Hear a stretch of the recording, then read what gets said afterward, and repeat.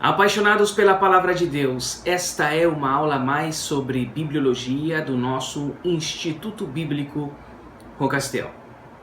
Temos já mencionado vários pontos sobre os diferentes textos que deram origem à Palavra de Deus, tanto do Velho Testamento, o Antigo Testamento, como você esteja acostumado a chamar, e do Novo Testamento, os textos clássicos, antigos, e o texto massorético, o texto receptus e o texto crítico. Vimos também a tradução da Septuaginta, uma tradução dos textos hebraicos para o grego, ou seja, o Velho Testamento traduzido ao grego, porque o Velho Testamento só estava em seu idioma original, o hebraico. E dessa Septuaginta, já ela traduzida ao grego, que era a língua do momento na era, foi mais fácil traduzi-la para o latim, surgindo assim a versão Vulgata, já que a igreja do Estado, na era de Constantino, era uma igreja que usava muito o latim para as suas instituições e o seu uso era o latim. Então a Bíblia, estando no latim, então foi a versão que se padronizou. Depois isso virou a Bíblia oficial da Igreja Católica, com os seus livros, que hoje nós não consideramos os livros inspirados, o que nós chamamos de livros apócrifos, já estavam na Bíblia, tanto da Septuaginta como da Vulgata. Livros como Tobias, Macabeus, outros 2 livros de Salomão, acreditam-se que eram dele, e entre outras histórias mais. Então, desses eventos, foram surgindo algumas sociedades. Foram surgindo grupos que pudessem unificar o contexto daqueles que amavam a Palavra de Deus. Foi então que surgiu a Sociedade Bíblica Britânica, uma das principais sociedades mundiais que tinham como responsabilidade uma padronização, uma publicação, o ministério de impressão da Palavra de Deus, e de que essa palavra chegasse a muitos locais. Uma sociedade que começou sendo sempre uma inspiração para as demais sociedades bíblicas. Esta Sociedade Bíblica Britânica foi crescendo. E dentro desse crescimento, houve uma aceitação de diferentes doutrinas. E essas diferenças, como você sabe muito bem, provoca desconforto naquele que acredita o contrário. E essas incomodidades geradas por diferenças doutrinárias deram como consequência algumas divisões dentro da Sociedade Bíblica Britânica. Essa Sociedade Bíblica Britânica começou a aceitar a ideia dos unicistas e os unitarianos. Talvez você já chegou a ouvir a respeito da crença unitariana e da crença unicista.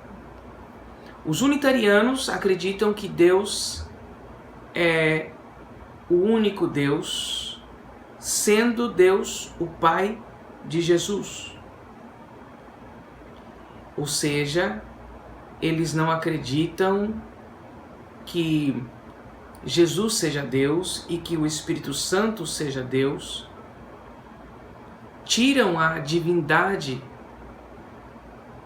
destes últimos dois, colocando Deus somente como Deus Pai.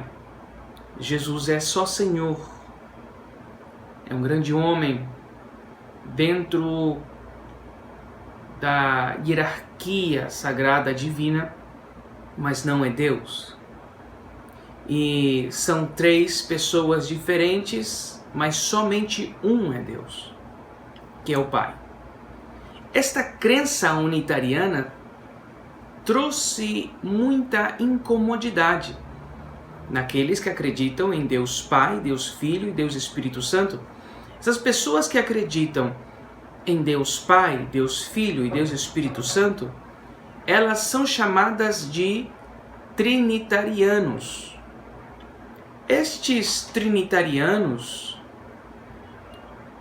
que se opõem firmemente na crença unitariana, eles começaram a se opor nas reuniões, começaram a opinar contra a aceitação disso, inclusive nas modificações de textos para afirmar a doutrina unitariana, tirando a divindade de Cristo, tirando a sua relação como parte de Deus também. Então os trinitarianos ficaram malucos dentro dessa ideia, dentro desse convívio da sociedade bíblica britânica. Não somente os unitarianos, os unicistas, que são aqueles que acreditam que o Deus Pai, o Deus Filho e o Deus Espírito Santo é a manifestação diferente da mesma pessoa. Ou seja, não são três pessoas que são um só Deus ou uma só. É uma só pessoa que se manifesta em três formas diferentes. Como a água, que se manifesta em gelo, líquido e gás, mas é a mesma. E a consciência é a mesma, são só manifestações, corpos ou formas de se expressar diferentes. Estes chamados de unicistas é também contrário completamente ao que os trinitarianos acreditam. Então, os trinitarianos, eles começaram a conviver com esta guerra e esta pressão política de doutrina. Porque a sociedade bíblica britânica começou a crescer muito. E eram mais os que aceitavam os unitarianos e outras doutrinas do que aqueles que se mantinham fiéis à doutrina trinitariana. Então, houve um momento em que os trinitarianos pediram uma reunião para definir de uma vez por todas este conceito, como se fosse uma decisão que pudesse ser definida doutrinariamente para todos seguirem. Foi no 5 de maio de 1831, quando a reunião pedida pelos trinitarianos para tentarem dissolver esta crença receberam um oposto. Aqueles que se omitiam e aqueles que acreditavam na doutrina unitariana foram a maioria. E então os trinitarianos, eles decidiram partir para um novo caminho, independentes da sociedade bíblica britânica. E foi quando nasceu a Sociedade Bíblica Trinitariana. A Sociedade Bíblica Trinitariana, ela se manteve fiel ao conceito tradicional de Deus Pai, Deus Filho e Deus Espírito Santo. E a Sociedade Bíblica Britânica começou a crescer, porque já não havia aqueles que sempre estavam dando problemas de oposição a respeito das suas crenças. Agora a aceitação de várias sociedades bíblicas dentro da Sociedade Bíblica Britânica. Então o grupo começou a crescer. E a Sociedade Bíblica Trinitariana, ela decidiu trabalhar com os textos receptos e a não fugir do texto sem corrupção e sem intervenção humana, que é o texto receptos. Por isso que a Trinitariana só trabalha com o texto de João Ferreira de Almeida, corrigida e fiel. A única versão de João Ferreira que é do Receptus. As outras versões, Almeida corrigida, revista atualizada, corrigida e revisada, e as que você conhece, todas elas são de uma mistura do crítico ou só do crítico com algumas partes do Receptus, ou só do crítico, mas principalmente do crítico. E a Sociedade Bíblica Britânica, ela, do crescimento que se deu, se originou de Sociedade Bíblica Britânica em Sociedade Bíblica Unida. Então essa Sociedade Bíblica Unida se tornou a Sociedade Bíblica Mundial, a sociedade mais estruturada do mundo, a Sociedade Bíblica Unida, que antes era a Sociedade Bíblica Britânica. Então a Sociedade Bíblica Trinitariana ficou de lado e ela então começou a caminhar com os próprios recursos dentro da sua visão.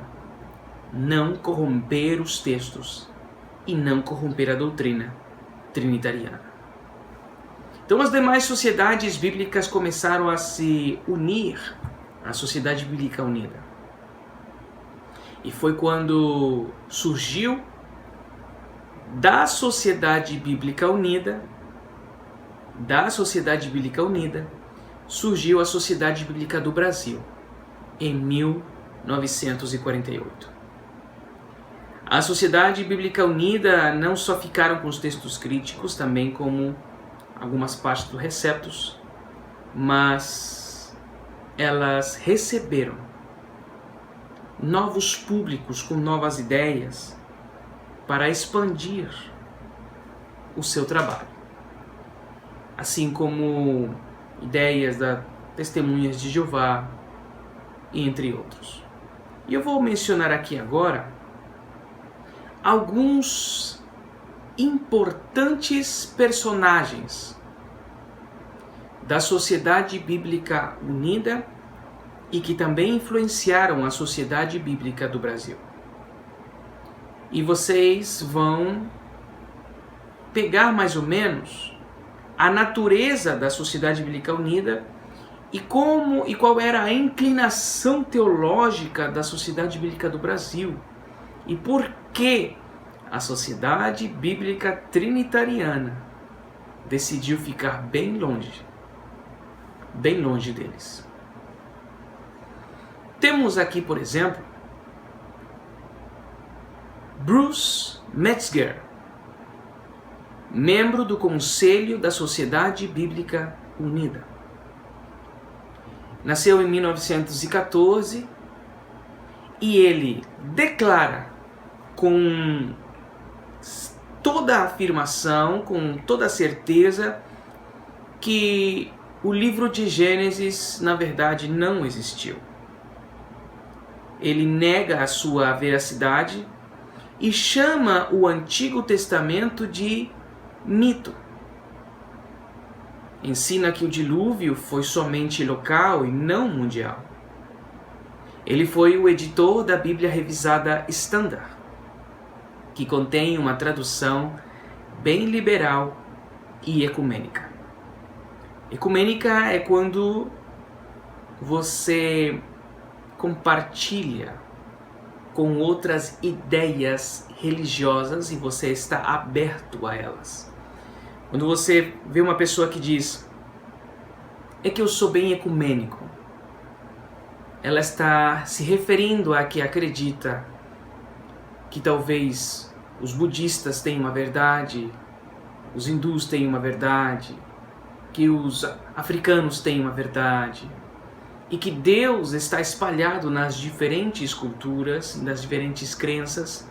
Então essa unidade de religiões e crenças é o que forma o pensamento ecumênico. E ele, Bruce Metzger, tinha uma tradução bem liberal e ecumênica. Membro do Conselho da Sociedade Bíblica Unida. Então agora vamos para Carlo Maria Martini, cardeal e arcebispo, participante ativo da Sociedade Bíblica Unida. Este Carlo, nascido em 1927, um cardeal, ex-líder da Arquidiocese de Milão, participante da organização católica Confederação Nacional dos Bispos do Brasil. É de onde surge a versão Bíblia atualizada, que é uma das versões mais usadas entre os evangélicos. Então, às vezes, nós desconhecemos algumas origens.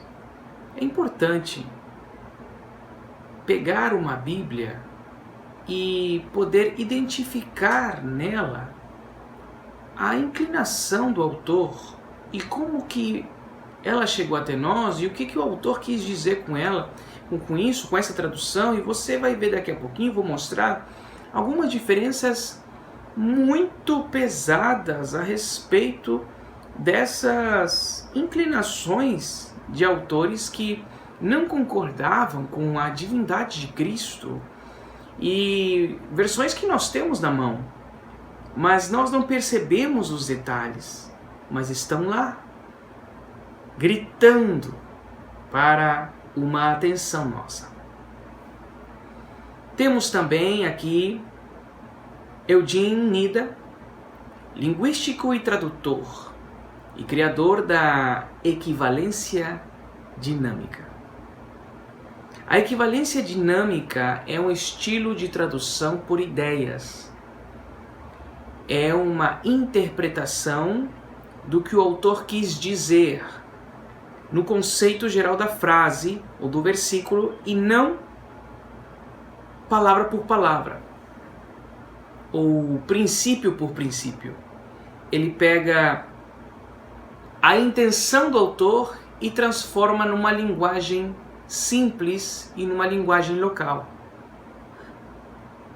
Essa tradução de equivalência dinâmica, ela é muito boa para pessoas que não conseguem compreender a Bíblia e quando abrem a palavra vem, na verdade, como se fosse um idioma bem diferente e não entendem nem o que lá está escrito, apesar de estar no próprio idioma, porque a forma de usar as palavras tão formais, porque vós sois e o Senhor vosso Deus, e repete muita coisa. Então, para jovens, para pessoas que talvez não tiveram contato com o idioma formal, é muito difícil a compreensão do texto, então eles não gostam da Bíblia por causa disso. Então surgiu a ideia da equivalência dinâmica em que a Bíblia fosse muito simples de se entender.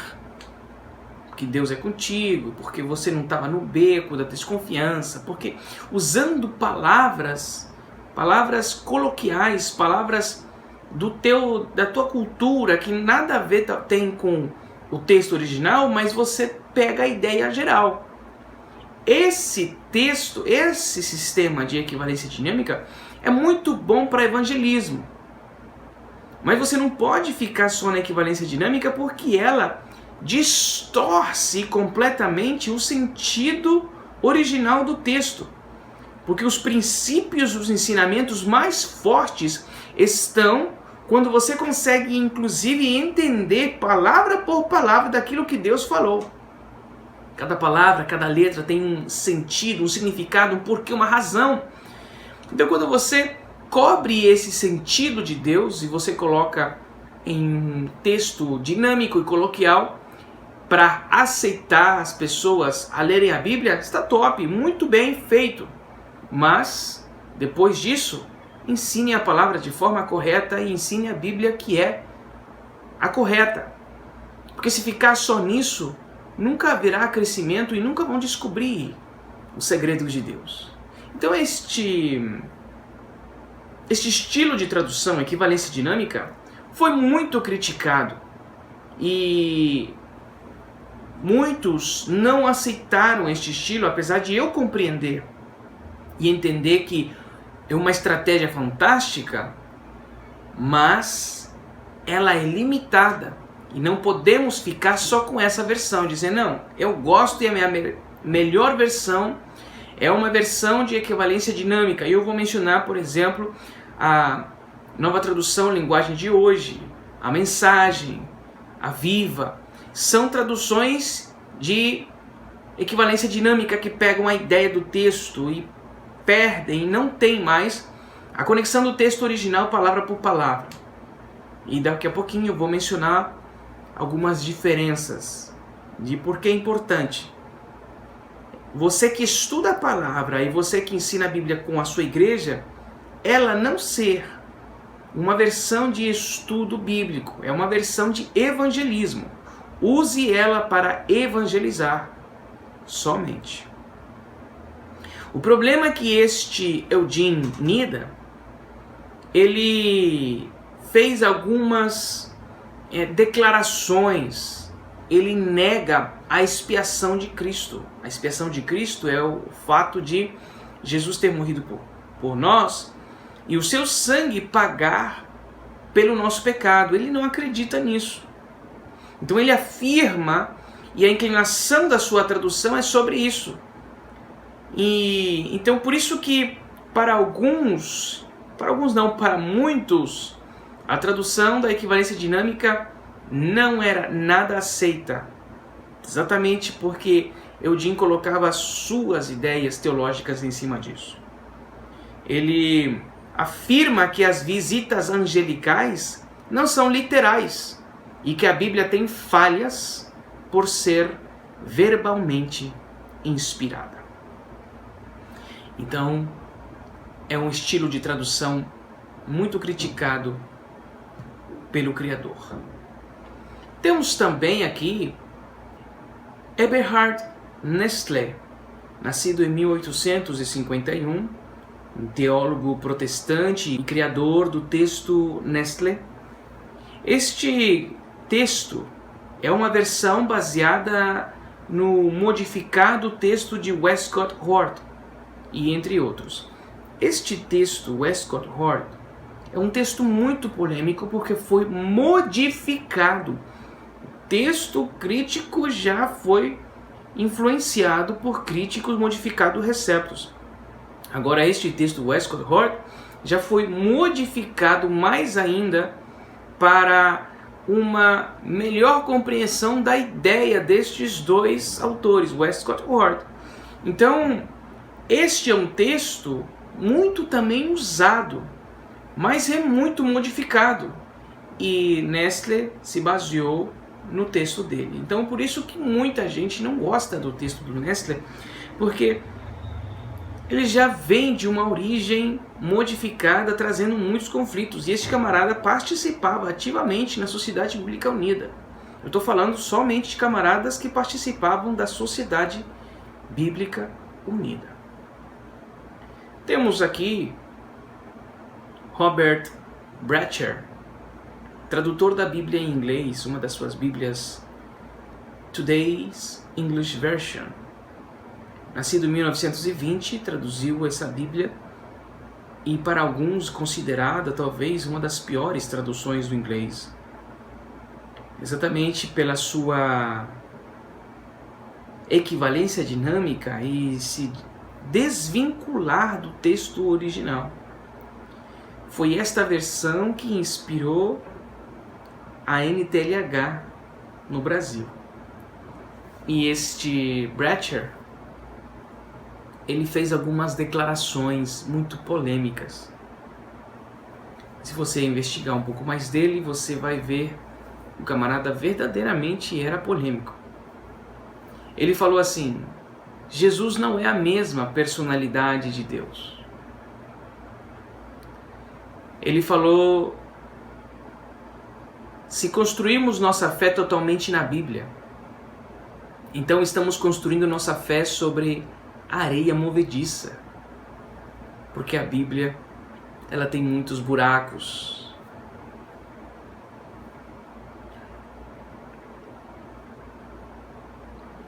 Ele não quis responder quando lhe perguntaram se conheceu a Jesus como Senhor e Salvador.